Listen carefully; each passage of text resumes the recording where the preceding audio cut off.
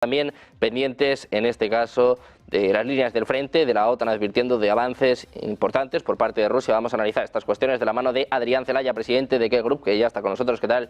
Adrián, buenas tardes. Hola, encantado de estar con usted. Bueno, pues encantados un día más de tenerte por aquí, mirando la tensión en Ucrania, por supuesto, con todos mirando a lo que sucede en Corea del Sur, pero te quiero preguntar antes de nada por la última hora, la contábamos hace apenas unos minutos, un barco ruso habría disparado a un avión militar, a un avión del ejército militar de Alemania en el mar Báltico. Hablan de sabotajes, de estos presuntos sabotajes que están teniendo lugar en el Báltico, que están teniendo lugar, pues habla de Finlandia, de Suecia, de Noruega, al parecer iba un avión de la Bundeswehr, del ejército alemán, y ha sido disparado con señales por parte de un barco ruso. Te quiero preguntar por esto porque vemos que aumenta la tensión. Decía Scholz, eso sí, hace unos minutos, que descarta enviar tropas a Ucrania.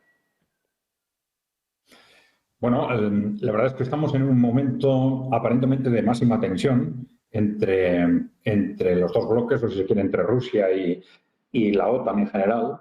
Un momento en el que se están jugando de alguna forma todas las cartas, ¿no? Y frente a posibles movimientos de escalada, pues también hay movimientos de transmitir lo que podrían ser las repercusiones de la escalada. Esto lo hizo Rusia a través del lanzamiento del misil Oresnik, que claramente era una transmisión era una demostración de fuerza, de una transmisión de cómo podría desencadenarse una escalada en el lanzamiento de misiles por parte de la OTAN. Pero también seguramente estos movimientos, todo lo que está pasando en Corea, lo que está pasando en Siria, responden a una estrategia de apretar el acelerador por parte de estas fuerzas digamos en la OTAN, por sintetizar, que parece que tienen una importante precaución con respecto a lo que puede suceder a partir de la llegada de Donald Trump al poder. Y aparentemente están apretando todas las clavijas con el fin de que o bien hacer estallar el conflicto antes de esa fecha o bien que estén los puntos candentes lo suficientemente avanzados, lo suficientemente encendidos como para hacerle muy difícil a Donald Trump la marcha atrás. Bueno, pues en medio de esta escalada también hoy hablaba María Zaharova, la portavoz del Ministerio de Asuntos Exteriores, sobre este plan de paz de Donald Trump, con su enviado especial Keith Kellogg. Se habla ya de concesiones territoriales por parte de Ucrania, pero Zaharova dice que es demasiado pronto, que no hay ningún documento, ningún plan oficial. Quiero saber cómo valoras esta postura por parte de Moscú y sobre todo estos detalles que vamos conociendo poco a poco del plan de Donald Trump. Bueno, yo creo que la posición de Zaharova es perfectamente lógica, ¿no?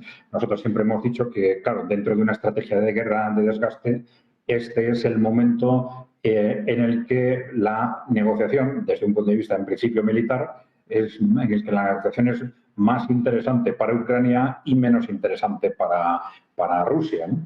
Después de 2 años de guerra de desgaste sin avances territoriales importantes, porque el objetivo de la guerra de desgaste es que haya avances territoriales, pero no de forma inmediata, sino precisamente como una consecuencia posterior del desgaste del otro ejército, ¿no? Entonces, ese desgaste ya se está evidenciando, ahora están empezando a acelerarse ese movimiento, esos avances territoriales de Rusia, y por eso, claro, sería el peor momento para la negociación por parte de Rusia, en el que todo lo que ha invertido en el desgaste, en esa guerra, tanto en pérdidas de la otra parte como en minimizar las suyas, pues quedaría sin rentabilizar si se abre ahora mismo una mesa de negociación. Y al contrario, precisamente por las mismas razones, en sentido inverso, es el mejor momento para que Ucrania intente una negociación, ahora que está a punto de sufrir el colapso de su ejército y probablemente un colapso social importante. Si lo vemos en datos muy claros, como son las cifras de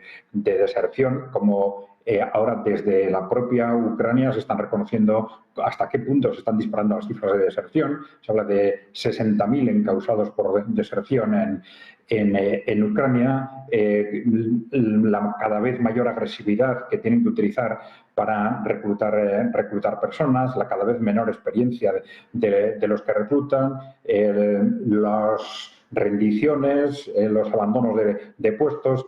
Es todo un síntoma del inicio de un colapso que, por supuesto, va a suponer un avance significativo cara a la mesa de negociación para Rusia y, al contrario, un auténtico desastre, vamos a decir, político para Ucrania. Entonces, lo lógico es que en este momento Ucrania o la OTAN, si se quiere, que intenten convencer a Rusia para negociar y que Rusia intente retrasar ese proceso, lógicamente. Porque unos meses pueden ser claves en este sentido. Y no es lo mismo tampoco abrir ahora mismo una mesa de negociación que abrirla dentro de 2 meses cuando Donald Trump llega a la presidencia, o que si entonces se inicia esas negociaciones para cuando se ponen los datos encima unos meses después, pues ya la situación en el terreno haya cambiado totalmente.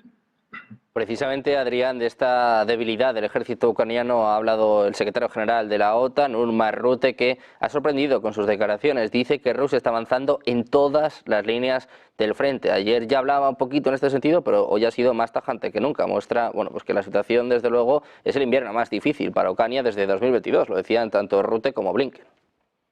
Sí, algo que ya era conocido, pero que por primera vez parece que se está reconociendo de forma abierta, ¿no? Bueno, entonces lo que hay que pensar es cuáles son las razones de que se empiece a reconocer. Y una de ellas puede ser precisamente animar a la escalada, ¿no? Animar a estos movimientos, estos tanteos que se están haciendo desde distintos países europeos destinados o planteando el desplazamiento de tropas de la OTAN a Ucrania, que sería quizás la única forma de poder recomponer, aunque sea parcialmente, la fuerza de un ejército ucraniano que se está deshaciendo de día en día, ¿no?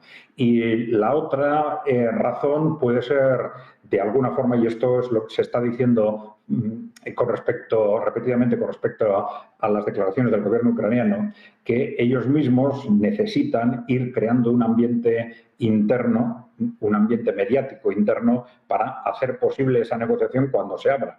Porque, claro, después de muchos mensajes triunfalistas y con alas muy importantes dentro del ejército de carácter muy extremista, neonazi, si se quiere, pues los riesgos de un enfrentamiento interno ante la apertura de cualquier proceso de negociación pueden ser muy importantes. Bueno, pues pendientes de estos avances por parte de Rusia. Para terminar, te quiero preguntar por la situación en Corea del Sur, uno de los principales aliados de Estados Unidos, también de Ucrania. Se habla de un impeachment y, bueno, lo que desde luego ha traslucido, lo que desde luego se ha visto es una tensión brutal, ¿no? Te quiero preguntar por esto, ¿cómo calificas, cómo valoras lo que ha pasado en las últimas horas en Corea del Sur? Bueno, es muy pronto para poder hablar probablemente con suficiente seguridad, pero los datos apuntan a que ha sido al menos un intento aparentemente fallido de poner en marcha, digamos, un régimen dictatorial o semidictatorial en Corea del Sur con el fin de lanzar a Corea del Sur a la guerra.